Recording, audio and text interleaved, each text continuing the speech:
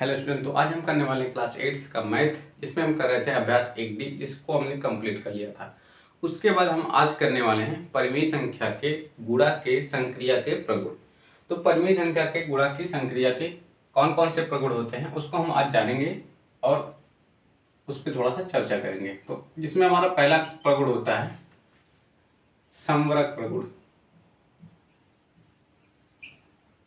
कौन सा प्रगुण? समवरक प्रगुण। परिमेय संख्या की संक्रिया के प्रगुण में हमारा पहला प्रगुण जो आता है वो समवरक प्रगुण होता है। दूसरा प्रगुण जो आता है वो क्रम विनिमय प्रगुण आता है। क्रम विनिमय प्रगुण आता है।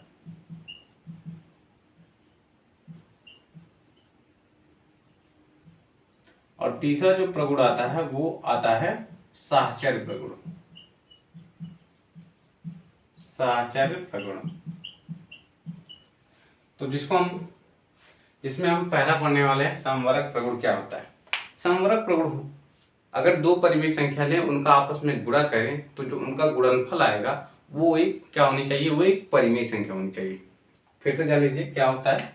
अगर हमारे पास दो परिमेय संख्या मान लीजिए P और बटा Q और R बटा S है, तो ये हमारे पास दो परिमेय संख्या है। अगर इनका हम आपस में क्या करें? गुणा करें। इनका आपस में क्या करें?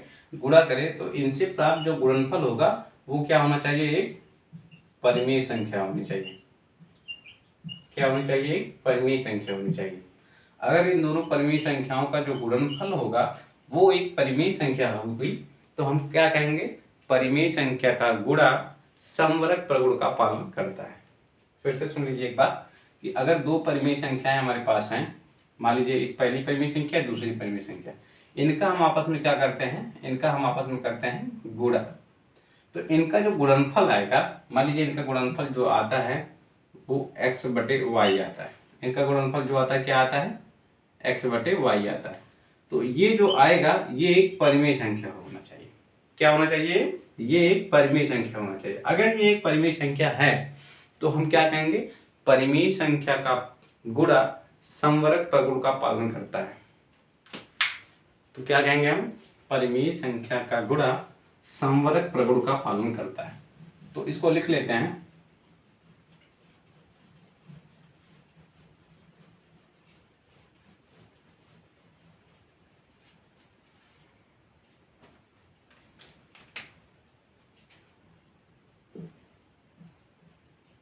समवरक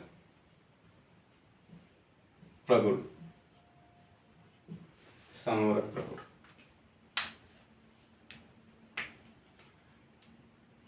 दो परिमेय संख्याओं का गुणा, दो परिमेय संख्याओं का गुणा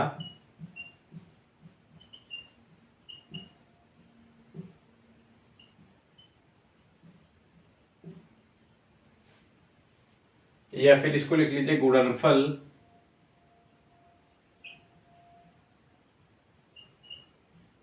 भी एक परिमेय संख्या होनी चाहिए।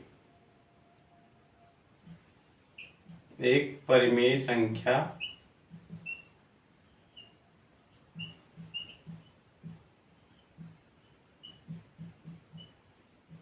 होनी चाहिए।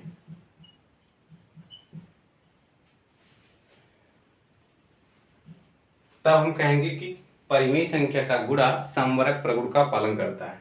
अगर दो परिमेय संख्या लें, उनका आपस में गुणा करें तो जो प्राप्त गुणनफल होगा वो एक परिमेय संख्या आएगी। तब हम कहेंगे कि परिमेय संख्या का गुणा समवरक प्रगुण का पालन करता है। अगर ऐसा नहीं है तो हम कहेंगे समवरक प्रगुण का पालन नहीं करता। अगर ऐसा नहीं है तो क्या कहेंगे हम? समवरक प्रगुण का पालन नहीं करता है। तो एक क्वेश्चन ले लेते हैं, आपकी बुक का उदाहरण ले लेते हैं। उदाहरण एक। उदाहरण क्या है? उदाहरण बोला है कि परिमेय संख्याओं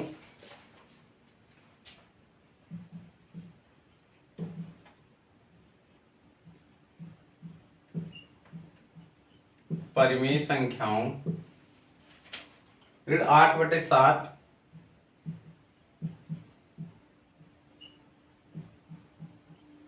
8/7 और 14/15 का गुणा कीजिए। ऋण 14/15 का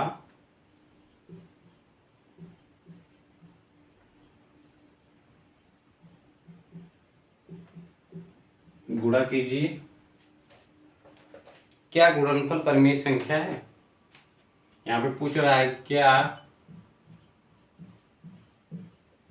गुणनफल परिमेय संख्या है?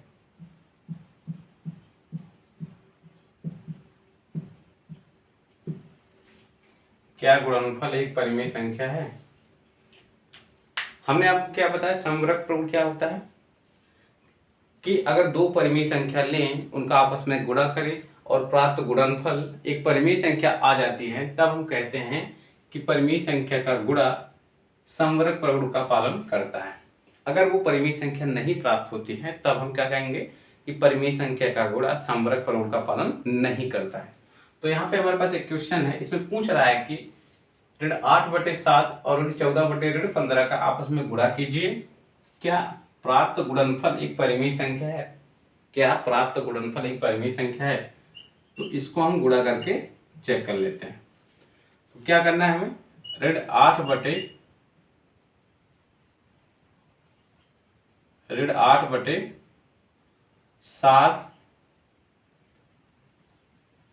का गुणा करना है ऋण 14/15 में। तो इसको हम क्या लिख सकते हैं, ऋण 8/7 गुणे ऋण 14/15। तो इसको हम किस तरीके से लिख सकते हैं, इसको हम लिख सकते हैं ऋण 8 गुणे ऋण 14/7 गुणे ऋण 15। इस तरह से हम लिख सकते हैं। अब यहाँ पे देखिए 7 एकन्नम 7, 7 दूना 14। तो यहाँ से हमें क्या प्राप्त हुआ, ऋण 8 गुणे ऋण 2, ऋण 8 गुणे ऋण 2, यहाँ पे 1 गुणे ऋण 15। अब इन दोनों संख्याओं का आपस में गुणा कर लेंगे। तो यहाँ से देखिए ऋण का गुणा ऋण में कितना हो जाएगा, धन। 8 का गुणा 2 में कर देंगे कितना हो जाएगा, 16। और 1 का गुणा 15 में कर देंगे कितना हो जाएगा, 15। ऋण का गुणा धन में कर देंगे तो कितना हो जाएगा, ऋण। अब हर हमारा ऋणात्मक नहीं होना चाहिए, तो हर को हम क्या बनाएंगे, धनात्मक बनाएंगे। तो यहाँ से ऋण 1 का गुणा अंश में, ऋण 1 का गुणा हर में। तो यहाँ से ऋण का गुणा धन में कितना हो जाएगा, 16 के आगे क्या है, ऐसी संख्या जिसके आगे कुछ नहीं होता है, कोई चिन्ह नहीं होता है, उसके आगे हम क्या मान के चलते हैं, उसके आगे क्या है, धन है। तो ऋण का गुणा धन में कर देंगे तो कितना हो जाएगा, ऋण। और 16 का गुणा 1 में कितना हो जाएगा, 16। और 15 का गुणा 1 में कितना हो जाएगा, 15। ऋण का गुणा ऋण में कितना हो जाएगा, धन। और धन को यहाँ लिखे ना लिखे, आंसर हमारा सेम है। अब यहाँ पे आप बताइए, दोनों संख्याओं का हमने आपस में क्या किया, गुणा किया है। तो गुणा करने के बाद हमें क्या प्राप्त हुआ, ऋण 16/15।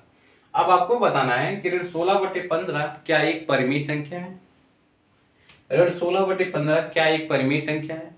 तो आंसर है हाँ, ऋण 16/15 एक परिमेय संख्या है। अगर ये परिमेय संख्या हो गई तो हमने क्या किया, दो परिमेय संख्याओं का आपस में गुणा किया, तो हमें क्या प्राप्त हुआ, जो उनका गुणनफल प्राप्त हुआ, क्या प्राप्त हुआ, एक परिमेय संख्या प्राप्त हुआ। तो यहाँ से हमें क्या निष्कर्ष निकला कि दो परिमेय संख्याओं का गुणनफल समवर्ग प्रगुण का पालन करता है। क्या निष्कर्ष निकला हमारा कि परिमेय संख्या का गुणा समवर्ग प्रगुण का पालन करता है, या फिर आप कह लीजिए दो परिमेय संख्याओं का गुणनफल समवर्ग प्रगुण का पालन करता है। या फिर ऐसे आप करते जाइए कि मतलब 3 परिमेय संख्याओं का, या फिर आप ऐसे कह लीजिए कि परिमेय संख्याओं का गुणा समवर्ग प्रगुण का पालन करता है। तो यहाँ से इतना तो आपका आंसर हो गया। यहाँ पे हम निष्कर्ष लिख दे रहे हैं। तो अतः परिमेय संख्याओं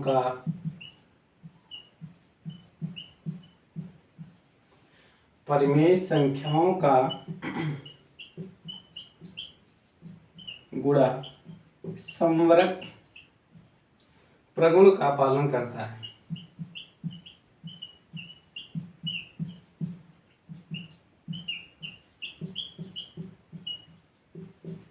तो यहां से हमारा क्या निष्कर्ष निकला, इस परिमेय संख्याओं का गुणा समवर्ग प्रगुण का पालन करता है।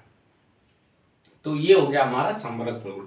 इसको आप नोट डाउन कर लीजिए, फिर मिलते हैं यह करते हैं नेक्स्ट क्वेश्चन।